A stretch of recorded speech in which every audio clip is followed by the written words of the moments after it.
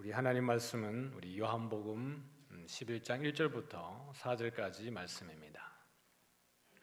요한복음 11장 1절부터 4절까지 말씀을 우리 한 목소리로 읽으시죠. 제가 읽을 때에 또 화면 앞에서 같이 읽으시면 좋겠습니다. 어떤 병자가 있으니 이는 마리아와 그 자매 마르다의 마을 베다니에 사는 나사로라. 이 마리아는 향유를 주께 붓고 머리털로 주의 발을 닦던 자요, 병든 나사로는 그의 오라버니더라. 이에 그 누이들이 예수께 사람을 보내어 이르되 주여 보시옵소서, 사랑하시는 자가 병들었나이다 하니, 예수께서 들으시고 이르시되 이 병은 죽을 병이 아니라 하나님의 영광을 위함이요 하나님의 아들이 이로 말미암아 영광을 받게 하려 함이라 하시더라. 아멘. 오늘 말씀의 제목은 죽을 병이 아니라더니 라고 말씀을 제목을 한번 정해봤습니다. 여러분이 배경이 어딘지 아십니까? 우리 교회 뒤에 골프장이죠. 5층 식당에 가서 찍었습니다. 주중에 5층 올라갔다가 우리 성도님들께 좋은 경치 한번 보여드리겠다고 제가 찾아간 건 아니고 5층 식당에서 찍었습니다. 빨리 교회 오셔서 우리 5층에도 올라갔으면 좋겠고 또 함께 모여서 예배했으면 좋겠습니다. 부제목으로 죽음에서 부활로라고 부제를 한번 달아봤습니다. 설교를 미리 좀 보면요, 오늘 다룰 내용은 베다니와 나사로의 가족에 대해서 한번 보기를 원하고, 그 다음에는 나사로의 죽음과 관련한 궁금증들, 그냥 나사로가 죽었다가 예수님이 살려주신 그 이외에도 우리가 좀 유심히 보면 참 이해되지 않는 이 상황 전개들이 좀 있죠. 이 부분에 대한 내용들을 좀 함께 보기를 원하고, 주 안에서 잔다는 것이 어떤 의미를 가지고 있는지, 오늘 나사로의 죽음이 우리에게 어떤 또 다른 의미를 주고 있는지 보기를 원하고요. 또 나사로가 주는 부활 소망에 대해서 함께 다뤄보기를 원합니다. 베다니는 예루살렘에서부터 한 5리 정도라고 성경은 이야기를 하고 있습니다. 5리 정도 되면 우리말로 하면 한 2km 정도, 가까운 거리입니다. 멀지 않고, 제가 이제 온천천을 걸어보면, 뛰어보면 2km는 뭐 금방 뛰어갈 수 있고, 걸어가도 뭐 1시간 안에는 충분히 걸어갈 수 있는 거리죠.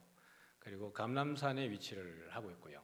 기드론 시내가를 건너서 예루살렘의 반대편 그 비탈에 있죠. 능선에 위치를 하고 있습니다. 그리고 베다니라고 하는 말 자체가 가난한 자의 마을이라는 뜻을 가지고 있습니다. 그래서 여기에는 누가 살고 있냐 그러면 나사렛 가족들이 살고 있죠. 마르다와 마리아가 살고 있습니다. 예수님이 길을 가실 때에 이 마르다와 마리아가 예수님을 집으로 초청을 해서 이렇게 대접을 합니다. 그럴 때에 마르다는 어떻게 하고 있죠?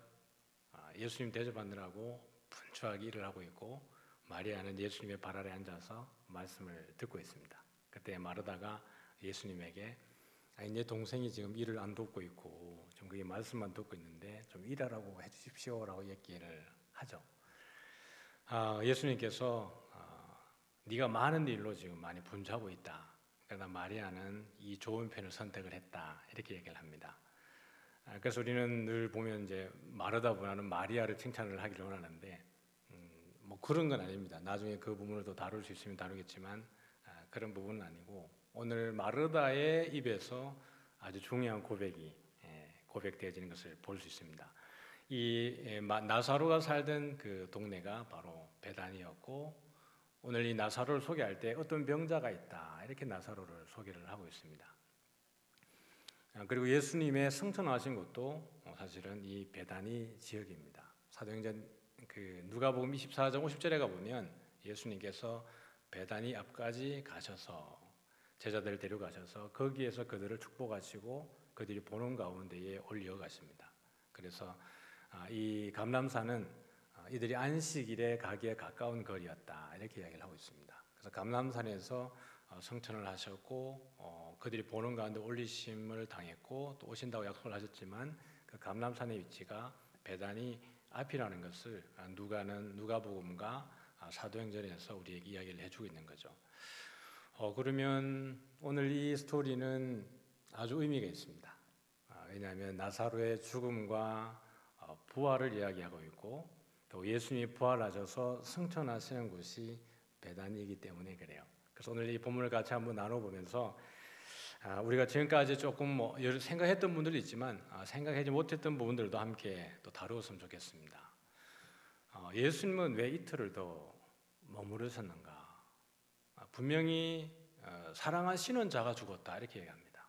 예수님께서 사랑하시는 자가 죽었는데 예수님께서 이틀을 더 머무시는 거예요. 그러면 나사로는 죽지 않을 수는 없었을까요? 여러분, 나사로는 안 죽을 수 있었지 않습니까? 왜냐하면 이 병은 죽을 병이 아니라 그랬으니까 그래요. 분명히 들으시고 이틀을 더 거니시면서 머무시면서 하시는 얘기가 우리가 다시 유대로 가자 이렇게 얘기해요. 제자들이 선생님 금방도 이들이 예수님을 죽이려고 했는데 다시 들어가십니까? 이렇게 얘기합니다. 그러면서 예수님은 오히려 이틀을 더 머무시고 언제요? 나흘이 되어서야 무덤 앞에 도착을 하게 되는 겁니다. 그래서 보면 이 병은 죽을 병이 아니라는 거예요. 예수님이 분명히 이 병은 죽을 병이 아니에요. 날 때부터 소경된 자를 예수님이 고치셨습니다. 그렇죠. 실로암 못가에 가서 씻으라 그러면서 흙을 지니겨서 눈에 바르시고 실로암에 가서 씻으라 그러고 나았어요. 38년 된 병자를 베데스다 연못 가운데에서 낫게 하셨습니다. 왕의 신하의 아들을 살리셨어요.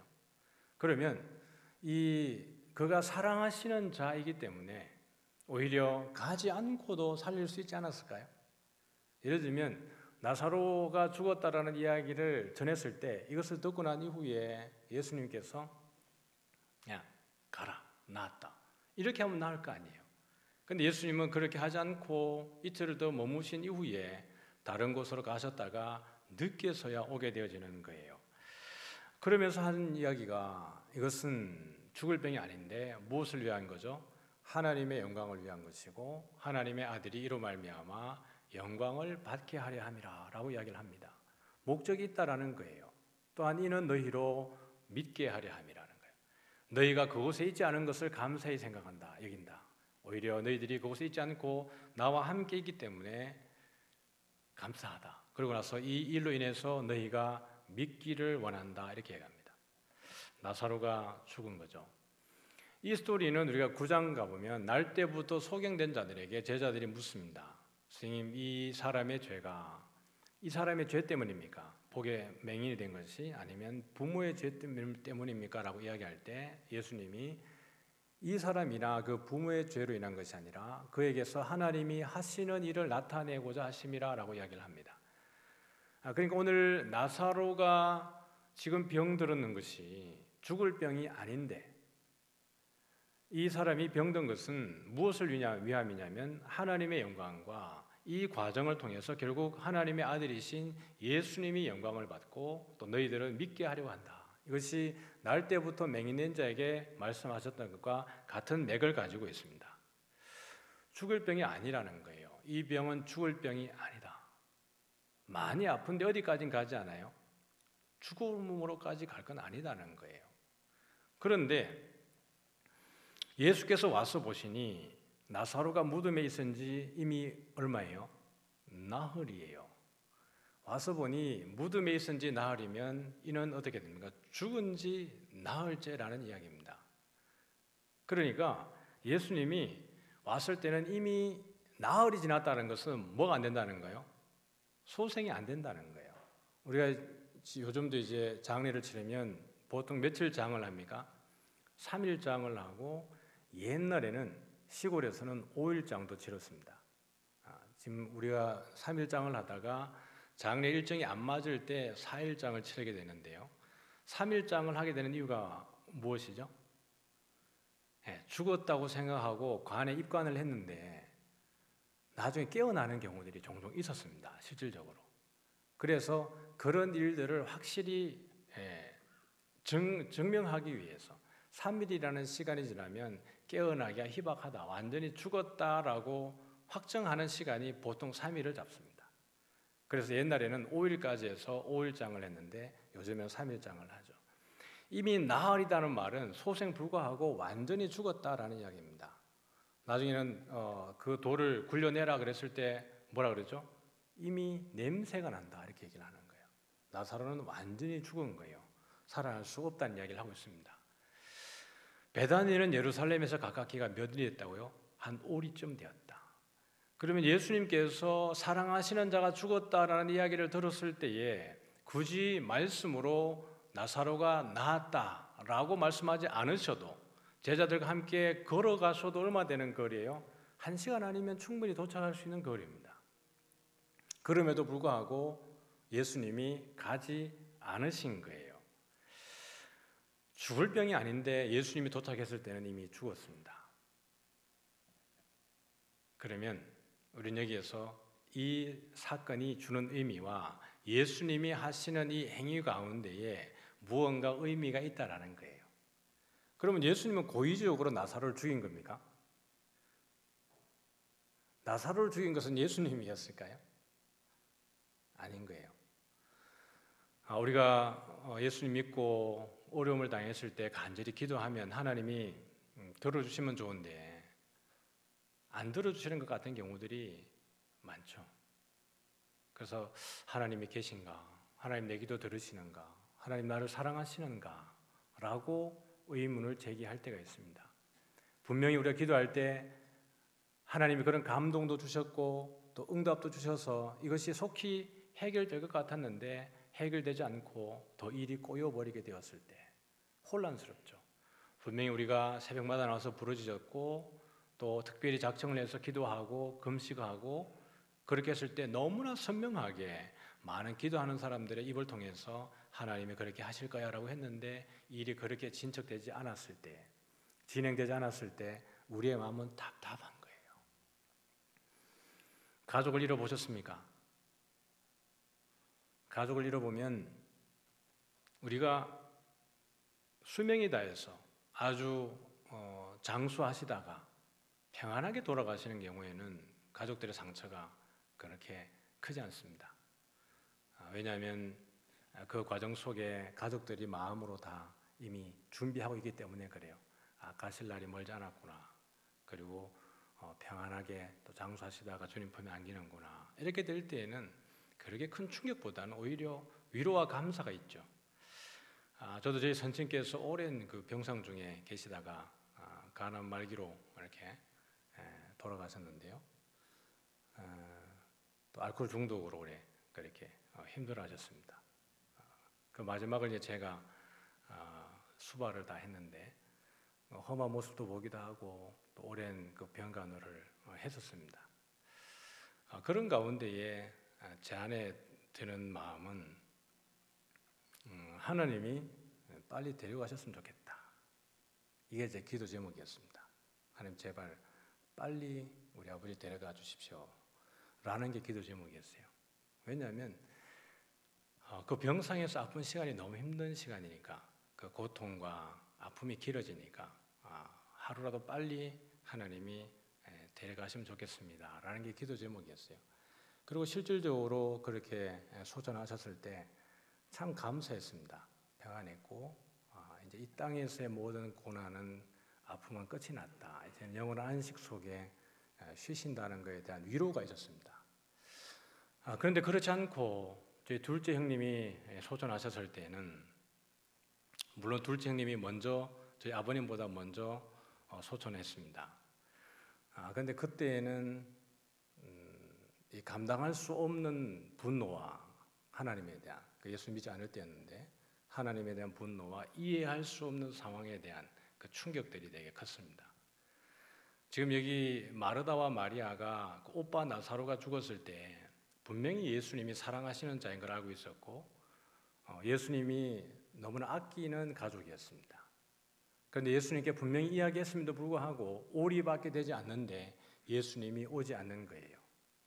이 마르다와 마리아의 마음이 예수님에게 대해서 어떠했을 것 같습니까? 왔을 때 주께서 여기 계셨더라면 우리 오라버니가 죽지 아니했을 것입니다라는 것이 그냥 이렇게 편지 그냥 글을 읽듯이 읽는 내용이 아니라 이 감정을 이해해 보면 얼마나 원망이 컸을까 이렇게 이해할 수 있습니다. 예수님은 그러한 걸 모르고 전혀 모르는 상황 속에서 이틀을 더 요하시고 나사로를 죽게 방치하셨을까? 그렇지 않다라는 거예요. 이 병은 죽을 병이 아니라 하나님의 영광과 이로 말미암아 하나님의 아들이 영광 받는 것과 너희로 믿게 하게 하겠다라고 하셨을 때에는 하나님의 놀라운 경륜과 예수님이 주시고자 하는 메시지가 이 나사로의 죽음 가운데에 숨겨져 있다는 것을 알 수 있습니다. 그래서 보면 마르다와 마리아가 이렇게 하는 거예요. 주께서 여기 계셨더라면 내 오라버니가 죽지 아니하였겠나이다 이렇게 합니다. 예수께서 그가 우는 것과 또 함께 온 유대인들이 우는 것을 보시고 어떻게 해요? 심령의 비통히 여기시고 불쌍히 여기사 이렇게 합니다. 그런데 여기 보면 불쌍히 여기다라는 단어를 보면 타라소라고 하는 단어인데 이 의미가 뒤흔들다, 혼란시키다 또는 정신적으로 큰 압박을 야기시키다라는 뜻입니다. 그리고 성경에서 사용된 용례를 보면 두려워하다, 근심하다, 소동하다라는 이야기예요. 불쌍히 여기다는 개념을 우리가 볼 때 지금 예수님이 이 마르다와 마리아를 불쌍히 여긴다라고 생각할 수 있는데 그걸 이야기하는 게 아닙니다. 누구의 마음속에 지금 근심이 생겨지는 거예요? 스트레스를 받고 있는 거예요? 예수님의 마음속에 근심이 있는 것입니다. 그러면 나사로의 죽음이 무언가 예수님이 하고자 하는 것에 대한 메시지와 이게 매칭이 되어진다는 얘기입니다. 그래서 3차를 보면 이르시되 그를 어디 두었느냐 이르되 주여 와서 보시옵소서 하니 예수께서 눈물을 흘리시더라. 그래서 우리는 예수님의 인성에 대해서 얘기할 때 요한복음에 보면 4장에 목말라도 하시고 또 눈물도 흘리시고 그래서 예수님은 완전한 사람이었다 이렇게 얘기할 때 이런 본문들을 많이 사용을 합니다. 그러면 예수님이 눈물을 흘린 것이 마르다와 마리아에게 민망해서 눈물을 흘린 거였을까요? 야, 내가 약속을 어겨버렸어. 내가 네 이야기를 듣고 너희들의 이야기를 듣고 왔으면 나사로가 죽지 않았을 텐데 내가 지체하는 바람에 나사로가 죽었어. 내가 너무 미안해. 너희들에게 큰 고통과 아픔을 주어서 내가 너무 미안해라고 하는 마르다와 마리아에게서 느끼는 순전한 그런 인간적인 감정, 미안함 때문에 울었을까요? 예수님은 이것을 미안함을 유발하기 위해서 의도적으로 이후에 그가 죽은 이후에 나흘 만에 무덤 앞에 등장하신 걸까요? 그렇지 않다라는 거예요. 나사로의 죽음은 지금 누구의 죽음을 예고하고 있는 걸까요? 예수님의 죽음을 예고하고 있는 겁니다. 나사로는 예수님의 말씀이라 그러면 죽지 않아도 되는 상황이에요. 예수님이 딱 도착하면 바로 살릴 수 있는 병이었습니다. 그게 무슨 병이었든지 간에. 예수님은 죽지 않아도 되는 분이에요. 그럼에도 예수님은 십자가에 달려야 되는 겁니다. 감람산에서 예수님이 기도하실 때에 아버지 할 수만 있거든 이 잔을 내게서 옮겨달라는 거예요. 할 수만 있거든 이 잔을 옮겨달라는 겁니다. 예수님은 십자가에 달려서 돌아가시는 것이 아파서 그 고통이 두려워서 그 잔을 옮겨달라고 한 걸까요? 아니에요. 예수님이 그것 때문에 아파하고 힘들어한다 그러면 정말 우리 독립투사보다 못한 거예요. 예수님을 죽이기 위해서 해란이 되어 있는 게 누구예요? 유대인들입니다. 사단이에요. 마귀들입니다. 마귀들은 하나님의 모든 경륜을 다 이해할까요? 모를까요? 몰라요. 그래서 마귀는 끝까지 예수님을 어디 달고 싶어 합니까? 십자가에 달고 싶어 합니다. 그리고 마귀의 계략대로 예수님의 십자가에 달립니까? 안 달립니까? 달리는 거예요.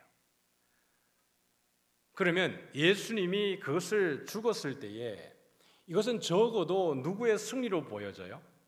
마귀의 승리로 보여집니다. 마귀들은 이겼다라고 생각을 했을 겁니다. 그러나 하나님의 경륜은 그 죽음의 터널을 지나가서 죽음을 뒤엎어버리고 생명으로서 죽음을 정복하는 것이 하나님의 경륜이에요. 그러나 인류를 구원하시기 위해서 그 십자가에 매달리는 상황 자체가 이미 누구의 승리처럼 보여지는 거예요? 마귀의 승리처럼 보여지는 겁니다. 아들로서 예수님은 이것이 단순히 아들의 죽음에 머무는 것입니까? 그렇지 않는 거예요. 아버지의 십자가의 매달림과 같은 겁니다. 나사렛 죽음 앞에서는 예수님은 누구의 죽음을 보고 있는 거예요? 당신의 죽음을 보고 있는 것이고, 이것은 결국 누구와 함께 죽는 거예요?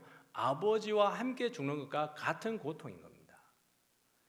이 눈물은 단순히 나사로가 죽은 것에 대한 미안함과 나사로를 사랑했는데 죽었기 때문에 우는 그런 눈물 정도가 아니라 당신의 죽음과 당신의 십자가를 미리 내다보는 눈물입니다. 그래서 예수님께서는 여기에 눈물을 흘리시는 거예요. 우리 친구 나사로가 잠들었도다. 그러나 내가 깨우러 가노라라고 이야기합니다. 동사직설법 완료수동태 3인칭 단수예요. 완료수동태입니다. 이미 죽어 있은 지가 되는 거예요. 예수님의 말과 다르지 않습니까? 이 병은 죽을 병이 아니라. 근데 이미 죽었어요. 잠들었어요. 깨우러 간다는 거예요. 잠들었다는 말의 의미는 죽었다는 이야기고 주님과 함께 안식한다는 이야기입니다. 주 안에서 죽은 자들은. 그래서 오늘 본문을 조금 더 확장해 보면 데살로니가전서 4장으로 한번 가보도록 하죠. 형제들아, 자는 자들에 관하여서는 너희가 알지 못함을 우리가 원하지 아니한다.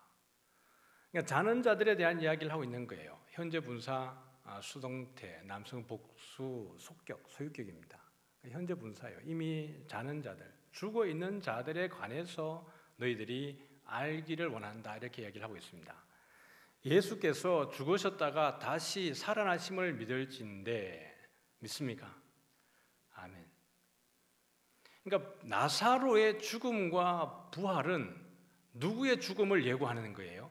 예수님의 죽음과 예수님의 부활을 예고하고 있는 겁니다. 이 부분을 지금 함께 저와 풀어가는 거예요. 예수께서 죽으셨다가 다시 살아나심을 믿을진데 이와 같이 예수 안에서 자는 자들도 죽음을 지금 자는 것으로 표현을 했습니다. 하나님이 그와 함께 데리고 오시리라. 우리가 주의 말씀으로 너희에게 이것을 말하노니 주께서 강림하실 때까지, 주님이 오실 때까지 우리 살아남아 있는 자도 자는 자보다 결코 앞서지 못하리라. 주께서 호령과 천사장의 소리와 하나님의 나팔 소리로 친히 하늘로부터 강림하시리니. 지난번에도 우리 이 부분을 잠시 다루면서 휴거에 대해서 오해하고 있는 분들에 대해서 설명할 때 이 본문을 설명을 드린 적이 있습니다. 여기 보면 우리 살아남아 있는 자도 자는 자보다 결코 앞서지 못한다라고 이야기하는 것은 이 당시 이제 파루시아 왕의 강림, 왕이 그 어떤 지역으로 들어가실 때 왕의 오시는 그 방문, 그걸 이제 파루시아라고 이야기를 합니다. 그 당시에 문화에 대한 이해가 있어야 돼요. 그래서 왕이 어떤 지역으로 가게 되면 그 지역에 가게 될 때 누가 먼저 맞이하게 되냐, 먼저 보게 되냐 그러면 성 밖에 있는 자들이 먼저 그 왕을 보게 되겠죠. 그리고 성 안에 있는 자가 먼저 나와서 왕을 아련하고 다시 왕이 들어가게 되면 그 뒤를 따라서 그 도시 성읍으로 들어가게 되어지는 겁니다. 바울은 지금 그 왕의 행차에 대한 이야기를 예수님의 오심으로 이야기를 하고 있는 거예요. 예수님께서 위로부터 오실 때에 이것을 수직적인 관계가 아니라 수평적 관계로 하늘에서 오는 것을 땅에서 오시는 것으로 말을 했을 때 예수님이 만약에 땅에서 어떤 성으로 들어오신다고 생각을 하면, 예루살렘으로 오신다고 생각을 하면 예수님을 가장 먼저 맞이하는 것들이 누구겠어요? 죽은 자들입니다. 감람산에 보면 그 많은 유대인들의 무덤이 있죠. 예수님이 예루살렘으로 들어가실 때도 그 길을 걸어가셨는데 예수님을 가장 먼저 맞이하는 것은 죽은 시체들입니다. 그래서 그 자는 자들이 먼저 일어나서 예수를 맞이하게 되고 그들이 일어나서 다시 어떻게 합니까? 성으로 들어올 때 살아남은 자들이 그를 영접하게 되어지는 거예요. 그래서 예수님께서 다시 오실 때도 이 이미지를 우리에게 보여주고 있는 겁니다. 그래서 먼저 죽은 자들이 공중에서 주님을 먼저 영접하게 되고 살아남은 자들도 공중에서 주를 영접하게 되어진다라는 것이 바울이 말하는 것이에요. 그래서 우리가 항상 주와 함께 있으리라. 그러므로 이러한 말로 서로 위로하라라는 겁니다. 최근에 우리 이제 추석을 맞이해서 우리 교회 안에 장례가 많이 있었습니다. 우리 아픔을 당하신 우리 성도님들 가운데 천국 소망으로 위로받는 것이죠. 우리 예수님 믿다가 이제 돌아가시면 소천했다 이렇게 얘기를 합니다. 소천했다. 부름받았다라는 이야기입니다. 하나님께로 다시 부름받았다라는 이야기를 하는 거예요. 그래서 우리는 이 그 장례를 통해서 보게 되는 것은 이것이 오래 이렇게 장수하시다가 돌아가신 분들도 계시고 병상에 계시다가 돌아가신 분들도 계시고 이 가운데 우리가 육신적으로 헤어지는 것에 대한 슬픔과 아픔은 있지만 그럼에도 불구하고 아까 말씀드렸던 것처럼 우리보다 먼저 안식하셨다는 것에 대해서 우리가 위로받습니다. 그래서 잔다라는 거예요. 그래서 주님이 다시 오실 때에 사실은 살아있는 우리보다 죽으신 그분들이 먼저 주님을 맞이하게 된다는 것으로 우리가 서로 위로하라는 겁니다. 그래서 주 안에서 죽은 자들은 우리가 슬퍼할 게 아니라 오히려 우리가 흠모하고 그분들의 길을 따라가야 되는 숙제를 우리가 가지고 있게 되어지는 겁니다. 그래서 바울은 이야기하기를 우리가 항상 주와 함께 있을 것이다. 주님이 다시 강림하시고 나면 영원히 주와 함께 있을 것이기 때문에 너무 슬퍼하지 말고 뭐 하라는 거예요? 서로 위로해라 이렇게 얘기하고 있습니다. 이어서 볼까요? 그리스도께서 죽은 자 가운데에서 다시 살아나셨다는 것이 전파되었거늘 너희 중에는 어떤 사람들은 어찌하여 죽은 자 가운데 부활이 없다 하느냐. 만일 죽은 자의 부활이 없으면 그리스도도 다시 살아나지 못하셨으리라. 죽은 자의 부활이 없으면, 그래서 나사로의 부활은 우리에게 부활이 있다라는 것을 눈으로 목격하게 해주는 사건입니다. 그러고 난 이후에 예수님께서 이후에 죽으셨다가 부활하는 것을 통해서 예수님이 부활의 창시자가 되는 것을 보여주는 거예요. 그리스도께서 만일 다시 살아나지 못하셨으면 우리가 전파하는 것도 헛것이요 또 너희 믿음도 헛것이라. 부활에 대한 소망이 없으면 우리의 믿음은 헛것이라는 거예요. 우리의 전도도 전부 다 거짓이라는 얘기입니다. 부활에 대해서 상징적 부활을 믿는 자들이 있습니다. 예수님이 실제로 부활한 게 아니라 그냥 부활했다, 영적으로 부활했다라고 가르치는 이들이 있습니다. 상징적 부활설이에요.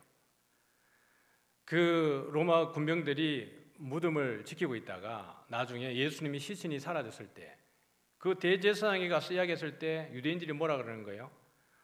이 시체를 누가 훔쳐갔다고 이야기해라. 훔쳐갔다고 얘기해라. 왜? 시신을 못 봤어요.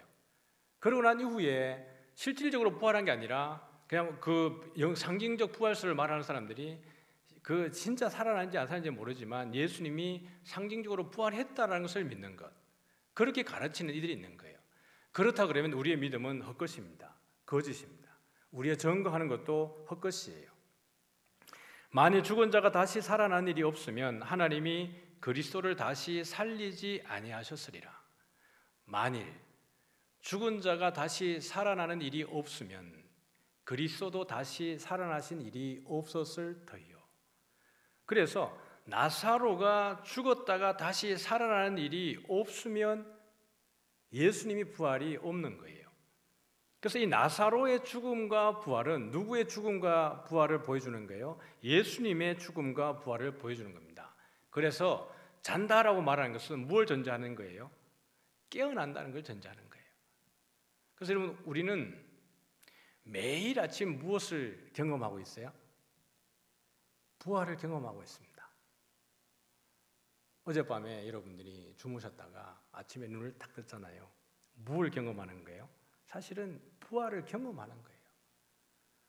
우리가 잔다라는 것은, 죽는다라는 것은 살아난다는 것을 전제하는 거예요. 주 안에서 죽는다라는 것은. 그것을 오늘 예수님은 나사로를 깨우러 갈 때 어떻게 합니까? 내 친구, 우리 친구 나사로가 잠들었다. 내가 깨우러 간다라는 이야기예요. 뭘 한다는 얘기죠? 나사로가 죽었다.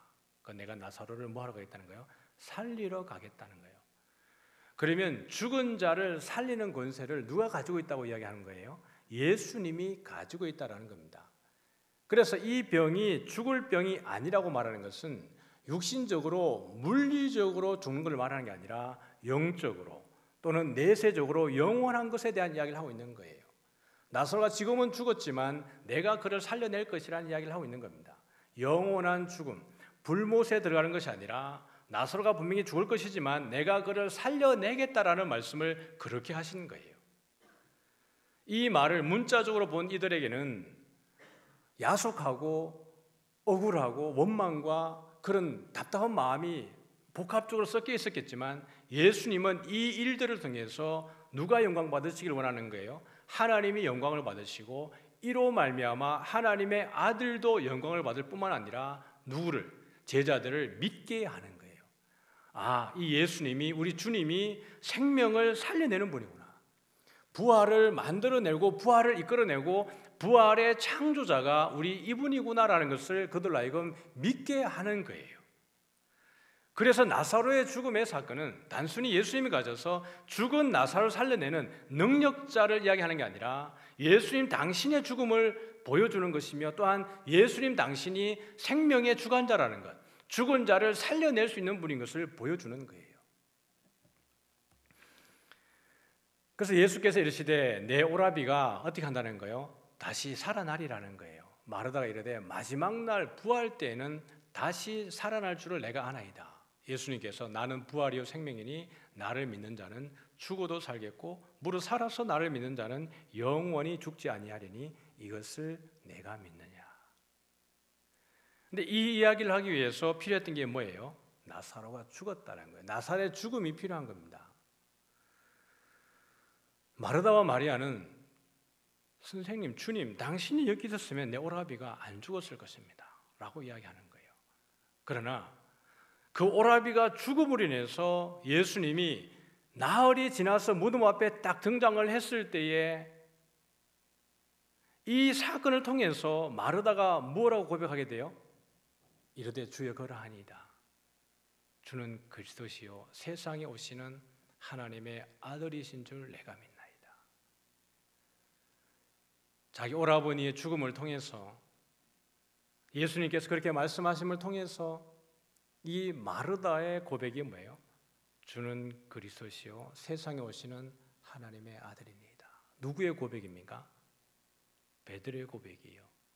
주는 그리스도시요 살아계신 하나님의 아들이니이다. 이것은 요한복음 처음에 시작할 때 누구의 고백과 같아요? 나다나엘의 고백과 같습니다. 당신은 하나님의 아들이요 이스라엘의 임금이로소이다. 이 고백을 요한복음은 인클루지오의 형태로 앞에 나오는 이야기, 수미상관의 형태로 앞에 나온 것들을 뒤에 다시 등장시켜서 이것을 강조하고 있고 재증명해주고 있는 그 방식을 요한은 사용을 하고 있습니다. 그래서 보면 나사로의 죽음과 부활은 예수 그리스도의 선제된 죽음과 부활을 예고합니다. 나사로의 부활이 먼저고 예수님의 부활이 뒤에가 아니고 나사로의 죽음과 부활을 통해서 이미 선제되어져 있는 하나님의 경륜 속에 포함되어져 있는 예수님의 죽음과 부활을 이미 예고하고 있는 겁니다. 예수님이 이 나사로를 죽음 가운데에서 그냥 허용하시고 이를 그 가운데서 부활케 하심으로 인해서 예수님이 생명의 주관자고 부활의 창시자라는 걸 보여줄 뿐만 아니라 당신이 십자가에 달리셨다가 다시 부활하심을 통해서 참된 하나님의 아들이라는 것을 드러내시는 사건이에요. 우리가 2장에 가보면 예수님이 성전 청결 사건을 행하셨을 때에 예수님이 내가 성전이라고 말했던 것들을 제자들이 이해를 했어요? 못했어요? 전혀 못했습니다. 제자들이 언제에 그것을 이해했다 그랬죠? 예수님이 부활하신 이후에야 그 말이 어떤 의미인지 깨달았다라는 거예요. 요한복음의 수신자들은 나사로의 이야기를 보면서 요한복음의 전체적인 그림 속에서 이 예수님이 나사로를 통해서 행하시는 그 메시지가 뭔지를 보게 되어지는 거예요. 현장에 있었던 사람들은 무슨 내용인지 모를 수 있습니다. 지금 이 일이 벌어지는 것이 예수님이 나사로를 죽게 했다. 그래서 많은 사람들이 울고 비통해할 때 예수님 왜 일찍 안 왔을까라고 생각할지 모르겠지만 이 글의 독자의 입장에서 봤을 때는 요한이 이 글을 기록할 때 독자의 입장에서 봤을 때는 예수님이 이 모든 것들을 의도적으로 이렇게 하시는구나. 예수님 몰라서 그런 게 아니에요. 이틀을 더 있다가 가면 나사로가 죽겠구나. 이걸 몰라서 그렇게 하신 게 아니란 이야기예요. 오히려 이 과정을 통해서 하나님의 그 하나님 되심을 드러내기 위한 목적으로 이렇게 진행을 하고 있는 겁니다. 고린도전 15장 가보면 형제들아 내가 이것을 말하노니 혈과 육은 하나님의 나라를 이어받을 수 없고 또한 썩는 것은 썩지 아니하는 것을 유업으로 받지 못하느니라. 그러니까 우리의 죽음이 여러분 우리에게는 복이에요. 주 안에서 죽는 자, 주 안에서 자는 자들은 복입니다. 왜냐하면 혈과 육은 하나님의 나라를 이어받을 수 없기 때문에 그래요. 썩는 것은 썩지 아니하는 것을 유업으로 받지 못합니다. 보라, 내가 너희에게 비밀을 말하노니 우리가 다 잠잘 것이 아니요 마지막 나팔에 순식간에 호련히 변화되리니. 성경에서 나팔 소리는 이제 우리 출애굽기 보고 있지만 출애굽기부터 이제 시내 산에서 하나님이 임재하시고 큰 우레와 음성과 나팔 소리 같은 것이 들리는 거죠. 성막을 짓고 나면 또 그들이 행진할 때, 그다음에 선지서들을 보면 하나님의 임재, 계시록에 보면 하나님의 심판, 이렇게 등장할 때 지속적으로 나오는 것이 뭐예요? 하나님의 나팔 소리입니다.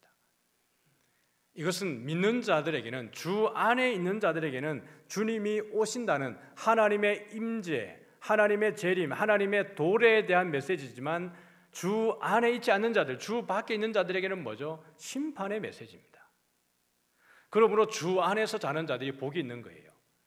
나팔 소리가 나매 죽은 자들이 썩지 아니할 것으로 다시 살아나고 우리도 변화되리니, 신령한 몸으로 변화되어지는 겁니다. 우리의 낮은 몸이 하나님의 영광의 몸의 형체와 같이 변화되리라고 바울은 빌립보서 3장 21절에 이야기를 하고 있습니다.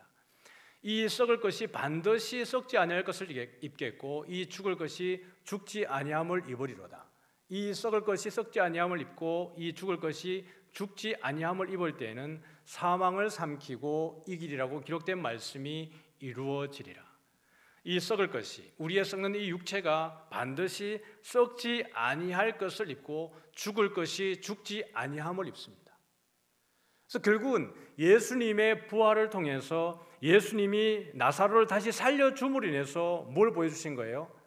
생명이 사망을 삼키고 이기는 거예요.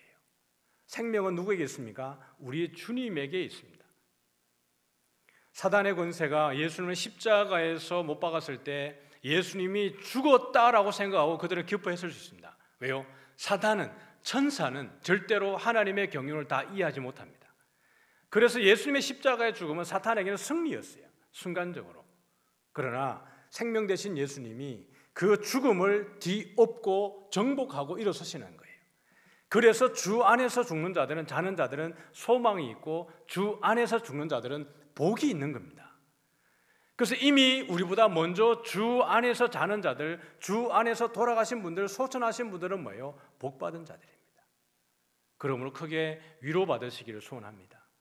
그리고 우리도 주 안에서 죽을 수 있도록 믿음의 경주를 끝까지 달려가야 되는 것이 우리의 소망이기도 합니다. 사망아, 너의 승리가 어디 있느냐? 사망아, 내가 쏘는 것이 어디 있느냐라는 거예요. 우리 주 예수 그리스도로 말미암아 우리에게 승리를 주시는 하나님께 감사하노니, 우리에게 승리를 주시는 하나님께 감사한다는 거예요. 내 사랑하는 형제들아, 견실하며 흔들리지 말고 항상 주의 일에 더욱 힘쓰는 자들이 되라. 그러니까 흔들리지 말라는 얘기예요. 주 예수 그리스도를 믿는 것이 미련한 일이라고 생각하고 전도가 미련한 것이고 쓸데없는 것이라고 말하는 이 고린도 지역에 있는 사람들, 헬라 문화의 그 본거지에 살아가면서 여러 다신을 믿고 있는 자들이 예수 믿는 자들을 조롱할 때 흔들리지 말라는 이야기예요. 그리고 여전히 그 가운데에서 미련해 보이지만 십자가의 능력을 붙들고 그 길을 걸어가라는 거예요. 왜냐하면 주 안에서 우리의 수고가 어떻게 해요? 헛되지 않기 때문입니다. 그런 모든 이 고난의 길을 걸어가게 되었을 때 결국 우리 주님이 이 모든 것들 가운데 우리에게 승리를 주시는 거예요. 그래서 보면 뭐죠? 무엇이 무엇을 정복해요? 생명이 사망을 정복하고 이기는 거예요. 그래서 예수님이 십자가에 기꺼이 달리시는 겁니다. 예수님이 그 부활을 할 수 없다면, 부활의 능력을 예수님이 가지고 있지 않다면 십자가에 달릴 수 있어요? 없어요? 없어요. 하나님이 예수님을 살릴 수 없다면 그 아들을 십자가에 달았겠어요? 안 달았겠어요? 안 달아요. 그런데 그 죽음을 이기시는 분이기 때문에, 생명의 주관자이시기 때문에 친히 그 십자가에 달리시는 겁니다. 내가 그리스도와 그의 부활의 권능과 그 고난의 참여함을 알고자 하여 그의 죽으심을 본받아 그의 부활의 권능과 그 고난의 참여함을 알고자 해서 그 죽으심을 본받아서 어떻게 합니까? 어떻게 해서든지 죽은 자 가운데에서 부활에 이르려 하노니 내가 이미 얻었다 함도 아니요 온전히 이뤘다 함도 아니라 오직 내가 그리스도 예수께 잡힌 바 된 그것을 잡으려고 달려가노라. 믿음의 경주를 달려가는 거예요. 바울은 이 믿음의 경주를 끝까지 달려가는 거예요. 내가 선한 싸움을 싸우고 달려갈 길을 마치고 믿음을 지켰으니 이제 후로는 나를 위해서 의의 면류관이 예비되었으므로 주 곧 의로우신 재판장이 나뿐만 아니라 나와 같이 주의 나타나심을 사모하는 모든 자에게도니라 라고 이야기하고 있습니다. 내가 선한 싸움을 싸우고 나의 달려가기를 마치고 믿음을 지키는 것. 그것은 여러분, 내가 그렇게 열심히 살았으니까 하나님 나에게 이제 면류관을 주십시오라고 말하는 게 아닙니다. 내가 선한 싸움을 싸웠다라는 것, 달려갈 길을 달려 마쳤다는 것, 믿음을 지켰다라는 것, 그 모든 세 가지 동사가 다 완료형이에요. 그 말은 지금 바울이 어디 있는지에 대한 메시지를 주는 겁니다. 내가 선한 싸움을 싸우고 달려갈 길을 마치고 믿음을 지켰는데 바울은 어디 있어요? 로마 감옥에 있습니다. 선한 싸움 싸웠는데 그 대가로 면류관 달라고 말하는 게 아니라 그렇게 주를 위해 충성하고 그리스도의 남은 고난을 내 육체에 채웠는데 그 그리스도의 남은 고난을 육체에 채웠더니 영광을 주는 게 아니라 십자가예요. 죄수의 형틀에 매여서 중범죄 취급을 받으면서 그 가운데 있습니다. 그래서 디모데후서 2장에 가보면 바울이 그렇게 얘기합니다. 내가 죄인과 같이 매이는 데까지 이르렀으나 그 죄인을 말할 때는 중범죄자를 이야기합니다. 그렇게 매이는 데까지 이르렀으나 주의 말씀은 매이지 아니하느니라. 나는 그렇게 매였지만 하나님의 말씀은 매이지 않았다. 그래서 내가 하나님의 말씀을 증거한다라는 이야기예요. 그러므로 바울은 부활의 권세를 알고 있는 겁니다. 그래서 그는 고난에 참여하는 것을 두려워하지 않았고 어떻게 했든지 죽은 자 가운데에서 어떻게 합니까? 부활에 이르려 하노라. 죽은 자 가운데에서 부활을 맛보는 거예요. 부활은 능력이 있습니다. 그러므로 사랑하는 성도 여러분, 우리의 삶의 현실이 고난 가운데 있을 때 그것을 어려워하고 두려워하지 마세요. 오히려 그리스도의 고난에 참여함으로 인하여서 기뻐하라 그랬습니다. 우리를 연단하려고 다가오는 불시험을 이상한 일 당하는 것처럼 여기지 말고 오히려 그리스도의 고난에 참여하는 것으로 기뻐하라고 이야기하고 있습니다. 말씀을 정리해보죠. 이에 예수께서 다시 속으로 비통히 여기시며 무덤에 가시니 무덤이 굴이라 돌로 막았거늘 예수께서 이르시되 돌을 옮겨 놓으라 하시니, 이 오늘 11장에 있는 나사로의 죽음의 마지막 이제 끌어내는 그 상황입니다. 근데 이것이 마가복음 16장 가보면 예수님이 부활하시는 그 과정 속에 있는 모습과 너무 닮아 있어요. 안식 후 첫날 매우 일찍이 해 돋을 때에 그 무덤으로 가며 여인들이 갔습니다. 서로 말하되 누가 우리를 위하여 무덤 문에 돌을 굴려주리오 하더니 눈을 들어본 적 벌써 돌이 굴려져 있는데 그 돌이 심히 크더라. 예수님께서 무덤이 굴이라 돌로 막았는데 이렇게 돼 있는데 여기 보면 이 여인들이 누가 우리를 위해서 무덤 문에서 돌을 굴려주리오, 이 무덤에 돌을 막고 있다는 것을 동일하게 보여주고 있는 거예요. 예수께서 돌을 옮겨 놓으라 그랬는데 여기 보면 벌써 돌이 굴려져 있는데 그 돌이 심히 크더라라는 이야기입니다. 그래서 나사로의 장례는 예수님의 장례를 예고하고 있는 거예요. 말씀을 정리합니다. 나사로가 죽었다가 살아나게 되는 것, 예수님이 죽을 병이 아니라고 말했는데 죽었어요. 그래서 우리는 볼 때 예수님이 그냥 기적을 행하기 위해서 그렇게 하셨나 보다라고 생각하지만 그것보다 훨씬 더 이 나사로의 죽음과 부활 속에 누구를 감춰두고 있는 거예요? 예수님의 죽음과 부활을 감추어두고 있는 겁니다. 그래서 오히려 그 가운데 부활이 소망 있게 하시고 예수님이 누구인가, 그래서 마르다를 통해서 예수님은 그 고백을 보게 하시는 겁니다. 주는 그리스도시요 세상에 오시는 하나님의 아들입니다. 그래서 이 일을 통해서 누가 영광 받는 거예요? 예수님이 영광을 받으시는 겁니다. 결국 예수님이 부활하셨을 때에 제자들이 더더욱 그들의 믿음이 더 커지는 거예요. 이 일 이후에 제자들의 믿음이 더 성장하는 것을 보게 되어집니다. 말씀을 정리해 보겠습니다. 삶에는 이해할 수 없는 일투성이지만 하나님에겐 그것조차도 선을 위한 방편입니다. 우리는 아무것도 몰라요. 그래서 늘 안개 속 같습니다. 이 구비를 돌고 나면 끝인 것 같은데 그 다음 구비가 드러나고, 그래서 우리는 절망할 때가 있습니다. 도대체 이 고난은 언제 끝나는가? 그러나 우리의 영적인 눈을 뜨고 보면 그 가운데서도 하나님이 우리에게 이길 힘을 주시고, 우리가 이기는 과정을 통해서 우리가 예수님의 자녀라는 것을 스스로 증명해내는 은혜를 우리에게 주시는 겁니다. 그래서 우리는 삶의 모든 상황 가운데에서 이해할 수 없는 일이 많아도 하나님의 선하심을 믿고 우리가 이것을 이겨내는 우리가 되기를 소원합니다. 두 번째로 보면 주 안에서 잔다는 것은 깨어남을 전제하고 성도들은 부활을 보증받고 사는 자들입니다.